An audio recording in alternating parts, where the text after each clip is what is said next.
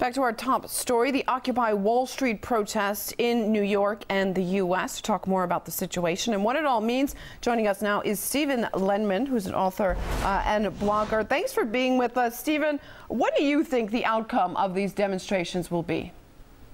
Well, I've been watching them very closely. I've written about them. I plan to write more about them. I'm hopeful, but I'm very concerned at the same time. They have wonderful issues they're trying to address. They're all important, but they'll accomplish nothing except cosmetic changes unless they go after the sole core issue. The sole core issue is very simple. It's the power of money in private hands to make more of it at the public's expense. Can I tell you some very important things? And they need leadership. They need committed leadership, city by city. This is spreading all over the country. I haven't seen anything like this in 40 years. This may have legs if they do it right, but so far they're falling short. Let me mention a couple of very important things. On July 4th, 1776, Thomas Jefferson, America's third president, was the lead writer of America's Declaration of Independence. He said in it that the government guarantees unalienable rights to all its citizens. And he said, I'll quote him, whenever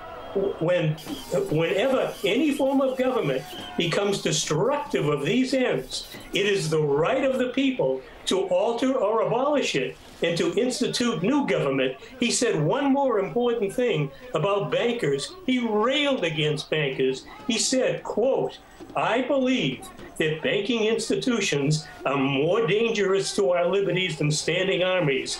If the American people ever allow private banks to control the issue of their currency, which they do today, first by inflation, then by deflation, the banks and corporations..." Stephen, I'm very sorry to interrupt. I just want to bring it back to some of the brutality, the brutal responses that we've been seeing on the streets in New York. Do you think that will stop the activists or simply provoke more action? I think so far it's provoking more. But this is what cops do. Cops beat up on people. Cops enforce the power of the political bosses. They go out. Mayor Bloomberg sent them out. They didn't go out because they want to go out. They went out because the mayor sent them out. Bloomberg is a billionaire. He doesn't want his special privileges taken away from him. So he sends out the cops. They beat them up in New York. They beat them up in other cities. They beat them when they protest the IMF and the World Bank, other global institutions. This is what cops do. The people so far are very courageous. They're keeping it up. They take heart from what they see going on across the world, and it's still going on. Can they continue this? I worry that the weather will get cold up north, that they'll lose their interest. I live in Chicago. It can get very nasty in Chicago. Will they come out when the temperatures drop below zero, when it snows? Won't be easy. Right. I wanted to ask you that just briefly. We've been seeing these protests for 3 weeks now. Do you think it could come to that, to people just getting tired and going home?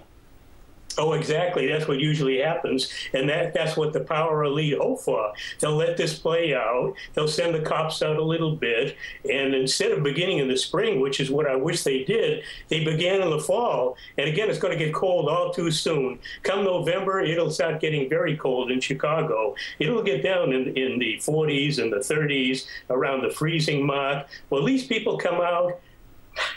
I don't know. They're certainly not going to sleep on the streets, and the numbers will dwindle. They may be committed people, but the big numbers probably won't join them. There were masses in New York yesterday, the biggest protest by far. Tens of thousands of people came out on the streets of New York. Whoever would have thought that many would come out 3 weeks after this began?